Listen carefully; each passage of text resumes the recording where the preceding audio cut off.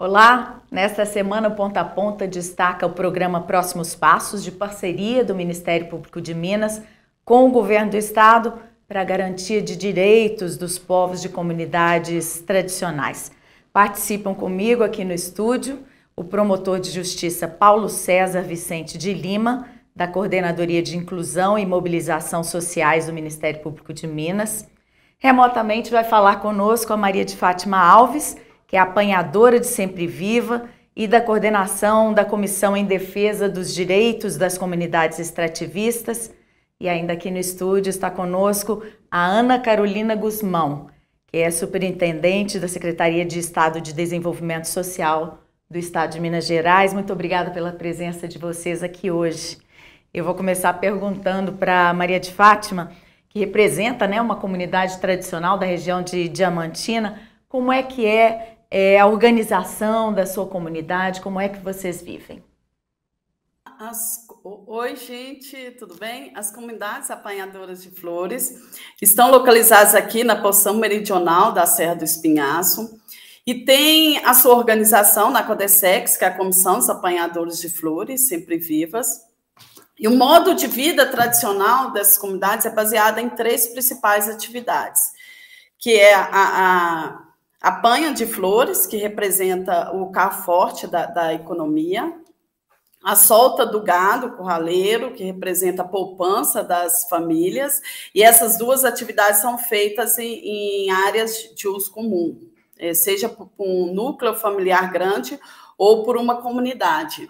E tem também as roças de toco e os quintais produtivos que garantem ali a segurança e soberania alimentar das famílias e também de quem está ali do entorno dessas comunidades.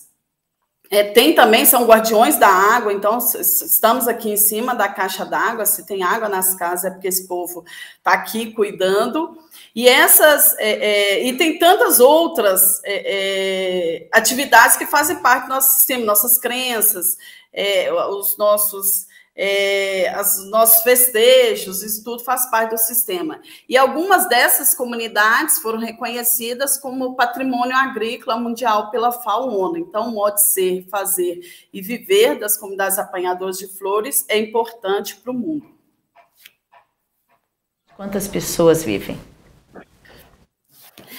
Em torno hoje, o que já foi contabilizado, em torno de 15 municípios do estado de Minas tem a presença de apanhadores de flores sempre vivos. Então, assim, a gente não consegue trabalhar com toda a base, mas é um universo bem significativo aí de apanhadores de flores. Mas a flor sempre viva já foi catalogada em 30 municípios de Minas.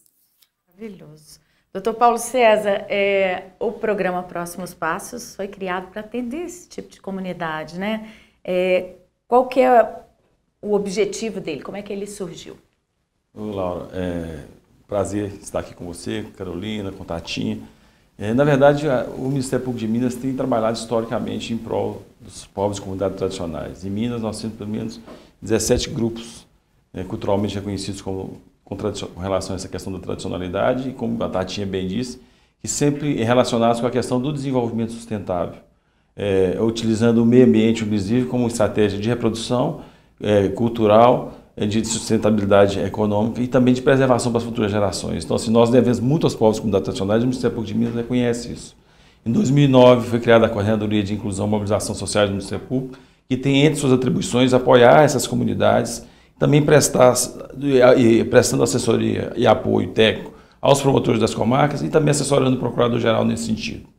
E o Ministério Público, historicamente, em Minas, em 2007, nós tínhamos um decreto, o decreto 6.040, federal, que regulamenta a Política Nacional de Desenvolvimento Sustentável dos Povos e Comunidades Tradicionais. Em 2009, surge a CIMS, que tem o objetivo de, em 2014, a partir de uma audiência pública realizada aqui no Ministério Público de Minas, nesse prédio que nós estamos aqui hoje, descobrimos que havia um projeto de lei paralisado na Assembleia. Aí, junto com as comunidades tradicionais, esses vários povos, principalmente os povos do norte de Minas, os veredeiros, os geraizeiros, os vazanteiros, que estavam aqui na sede do Ministério Público, nós articulamos um documento, fomos à Assembleia Legislativa E daí, rapidamente, com o apoio do governo, a união de esforços entre o governo, a Assembleia, diversas correntes políticas, foi sancionada a Lei 21.147 de 2014, que cria a política do desenvolvimento sustentável dos povos e comunidades tradicionais.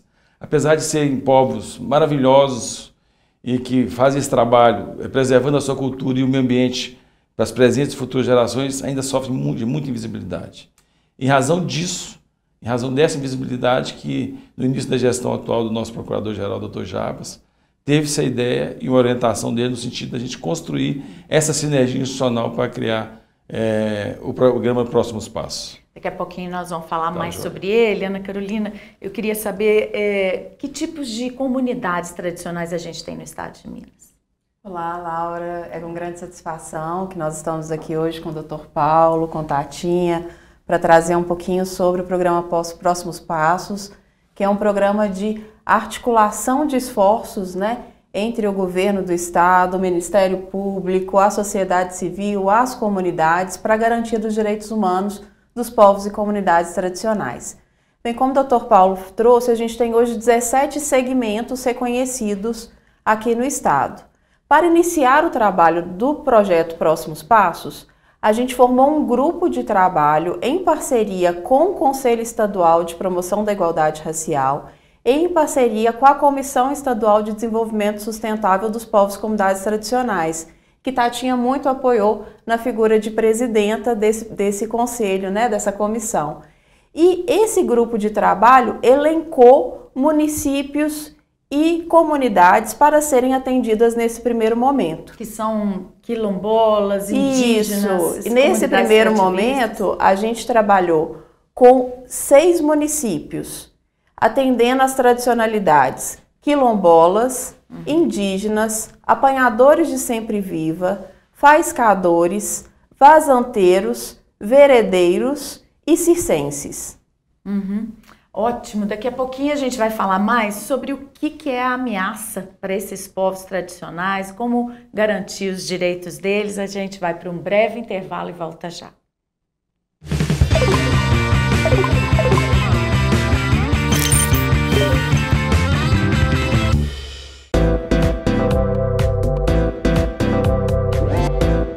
TV MP, em todo lugar, ao seu lado. Realização Ministério Público de Minas Gerais. Siga a gente nas redes sociais e procure por MPMG Oficial. Para mais informações, acesse mpmg.mp.br.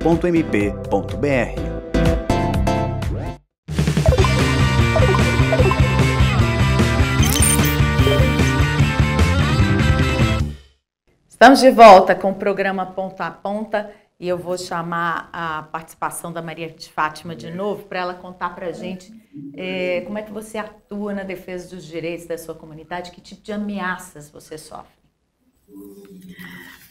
Pois bem, as comunidades apanhadoras de flores, elas viveram na invisibilidade por muitos anos e isso garantia um modo de vida tradicional.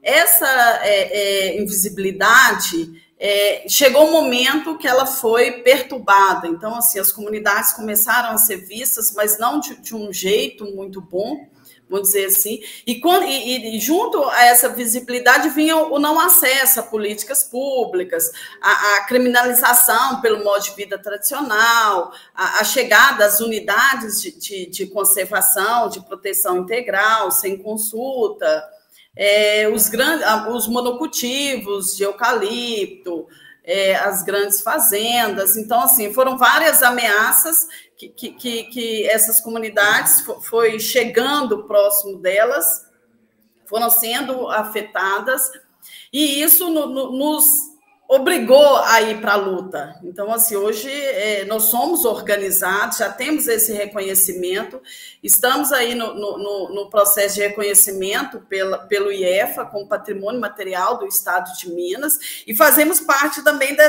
desse programa de Próximos Passos, que eu acho que é um avanço muito grande, tanto do Ministério Público Estadual quanto da SEDESE, de olhar mais para esses povos, de garantir que eles tenham acesso a políticas públicas para manter o modo de vida tradicional. E o que é mais importante nesse processo, que isso é dialogado. Então, assim, não é uma coisa que chega de si. Então, assim, é com respeito ao modo de vida tradicional, é dialogando com as comunidades para entender quais são as demandas dela e como que isso chega nesses territórios para garantir a manutenção. Então, assim, nada mais é do que um retorno do papel que a gente faz para o mundo, para o Brasil, para Minas. Então, assim, de ter alimento de qualidade na mesa, de ter água. E quando eu estou falando isso, não é só dos apanhadores de flores, são dos povos tradicionais de Minas. Então, assim, esse programa ele vem para garantir que essas comunidades permaneçam nos seus territórios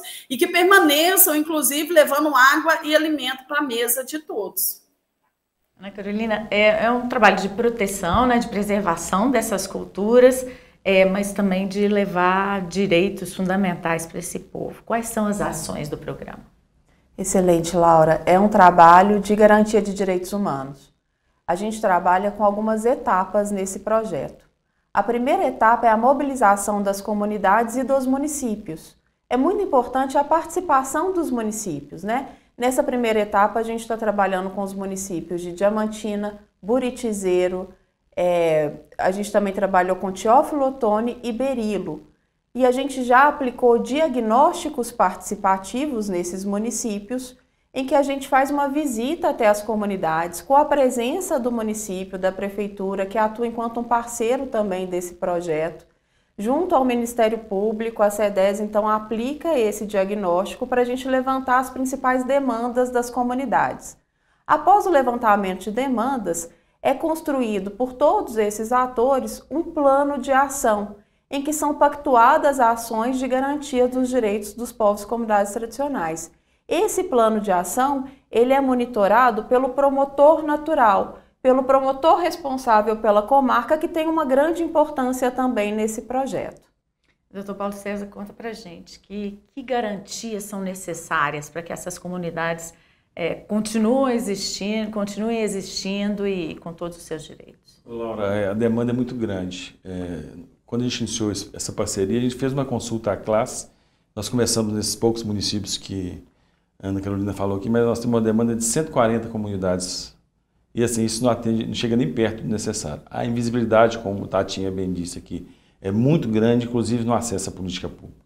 A experiência que a gente tem e a experiência dessa metodologia do Próximos Passos, que a ideia é estar próximo o Ministério Público, com os demais parceiros, o Ministério Público catalisando esses parceiros e ter reuniões periódicas de monitoramento e discutindo as questões. Mas assim, a violação no que diz respeito aos direitos mais básicos, acesso à saúde, comunidades com índice de analfabetismo enorme, acesso à estrada, acesso à água, é muita vulnerabilidade. Então, assim, nós temos um caminho longo para percorrer. E, assim, nós somos muito felizes com a parceria e a atuação dos promotores naturais, a adesão dos promotores tem sido muito importante. A gente costuma dizer que é o Ministério Público emprestando o seu poder para esses grupos mais vulneráveis e invisíveis. Estamos muito felizes com o resultado e com as parcerias. Ana Carolina, é importante um olhar para a economia, né? Para a maneira de subsistência dessas comunidades, né? O projeto também procura apoiar essas atividades como as apanhadoras de sempre viva e preservar essa cultura e desenvolvê-la também. Sim, sim. O diagnóstico participativo, ele contempla vários pontos e vários direitos. Então, a gente trabalha desde uma identificação do território, da regularização do território, se há conflitos envolvendo o território, a questão do direito à saúde, à educação, ao saneamento básico e também da economia, da segurança alimentar das comunidades, né? Então, a partir desse diagnóstico que passa por diversos âmbitos de direitos, a gente consegue ali ter um retrato participativo das comunidades e esse diagnóstico ele é muito interessante, Laura, porque as comunidades já propõem as soluções. Nós, enquanto governo de Minas, Ministério Público, a gente não quer impor soluções, a gente quer construir com a comunidade, respeitando seus usos, costumes e tradições. E dá para desenvolver essas atividades, por exemplo, das Sempre Vivas? Sim, sim. A gente tem trabalhado justamente nessa articulação de esforços, porque vão ter competências que são de órgãos federais, de órgãos municipais, estaduais. A gente busca também parcerias com a sociedade civil, para que a gente consiga, de fato, trazer os direitos, né, de forma concreta a comunidades que estão em situação de vulnerabilidade. Daqui a pouquinho nós vamos falar sobre como as ameaças ao meio ambiente interferem no modo de vida de comunidades tradicionais em Minas. A gente volta já.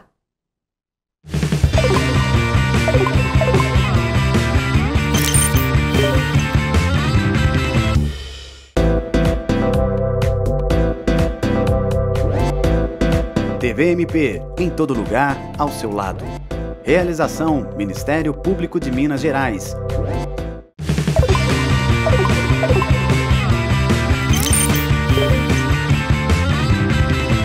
Estamos de volta falando do trabalho do Ministério Público e do Governo do Estado para a garantia dos direitos de comunidades tradicionais em Minas.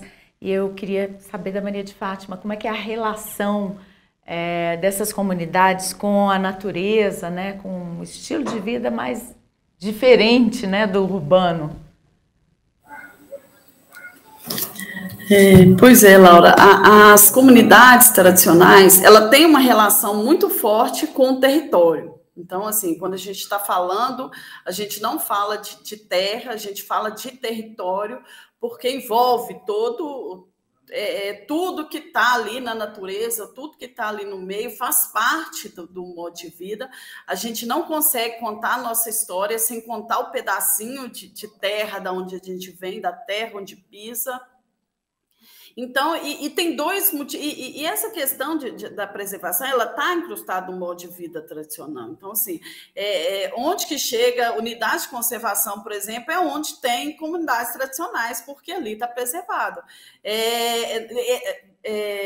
As unidades de conservação não chegam onde tem mineração, já passou, onde o monocultivo já passou. Então, assim, e aí tem muito essa questão de ser da nossa natureza, porque aí é uma relação de respeito também, e também é a necessidade, a gente precisa da água, a gente precisa dos animais, a gente precisa das plantas, então a gente cuida das flores, porque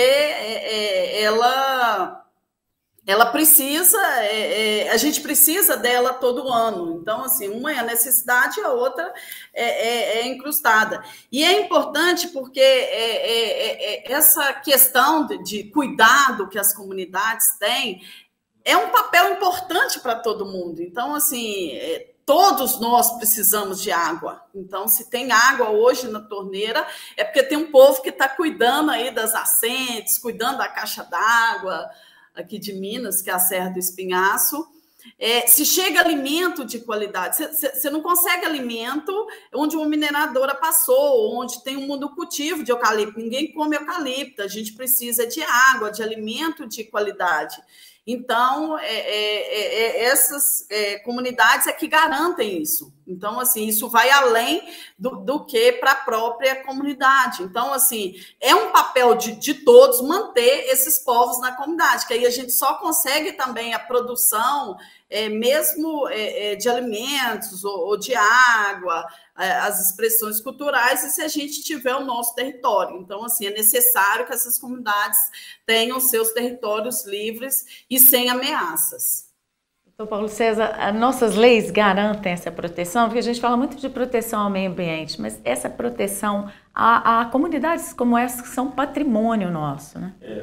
Nós temos em Minas a Lei 21.147 de 2014, que cria, veja bem, a emenda da lei, cria a política estadual do desenvolvimento sustentável dos povos e comunidades tradicionais. Então, assim, há um chamamento da lei, além dos artigos no próprio CAPT, na emenda da lei, mostrando o nosso desafio, né? Então, acho que a gente, e o papel do projeto Próximos Passos é exatamente buscar a eficácia social dessa lei, garantir o desenvolvimento sustentável nas suas diversas esferas, econômica, também, como a Tatinha disse, mas social e ambiental. Em reconhecimento a esse povo, né, que assim, vê o meio ambiente e os territórios onde eles estão inseridos de uma forma com mais amor.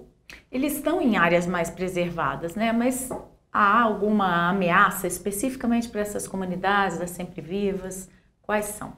Muitas ameaças. As ameaças, quando você está ameaçando e o meio ambiente nosso está em constante ameaça, essas pessoas estão imbricadas com o meio ambiente, o modo de vida deles. Então, qualquer tipo de ameaça ao meio ambiente, como monocultura sem observância das regras técnicas, queimadas e qualquer outro tipo de poluição, acaba também afetando essas comunidades. Mas queria destacar que eles são os maiores protetores.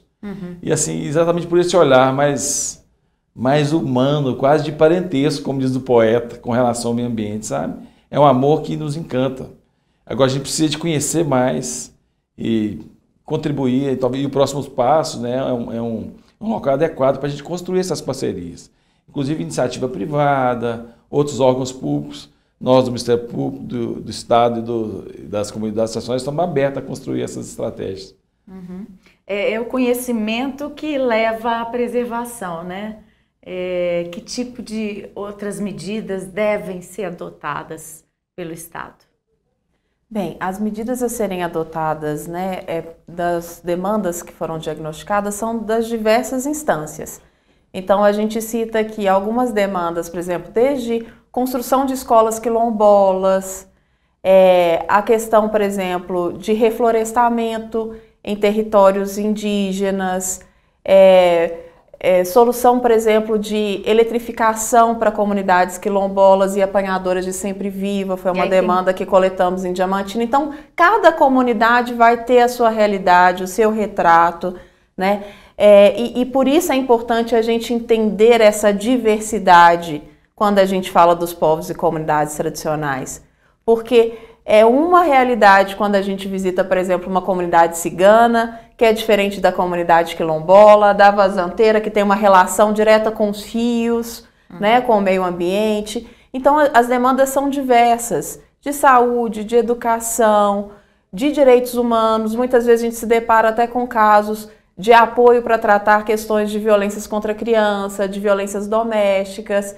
Então, na verdade, o Estado se aproximando das comunidades tradicionais em parceria com o Ministério Público. É uma parceria que para a gente traz muita felicidade no sentido de bons resultados, e a gente entende que esses órgãos precisam estar aí, né, unindo esforços para a garantia das comunidades tradicionais. Isso inclui, por exemplo, uma parceria com a Emater para replantio, como sim, citou, IEF, para eletrificação. Secretaria Estadual Nacional de Saúde, de Educação, e aí a partir de cada demanda a gente vai trabalhar aquela questão específica. Então é garantir ali uma visão, a realidade de cada comunidade que a gente está visitando. E não temos receita de bolo, né, para esse processo, é uma construção conjunta, participativa, respeitando inclusive a autonomia das comunidades. Muitas vezes a gente sempre pergunta qual que é a prioridade da comunidade. Às vezes a comunidade fala para a gente o seguinte, uma comunidade que a gente visitou, olha, é o nosso espaço cultural. Olha, mas vocês têm tantas outras demandas, mas é esse espaço que une a comunidade. É esse espaço que traz o elo da comunidade. Então a gente não tem como dizer o que é melhor para aquela comunidade. É a própria comunidade, a partir da sua tradição, que constrói com os órgãos públicos as soluções ali para as violações que eles enfrentam. Maravilha, a questão de escuta mesmo, né? Muito obrigada pela participação de vocês aqui, Tatinha, né? Como ela é carinhosamente chamada por vocês, e a vocês dois pela presença aqui no estúdio. Foi um prazer. Obrigado. O Ponta a Ponta fica aqui e toda semana a gente traz um tema novo. Continue conferindo a programação da TV MP. Até breve.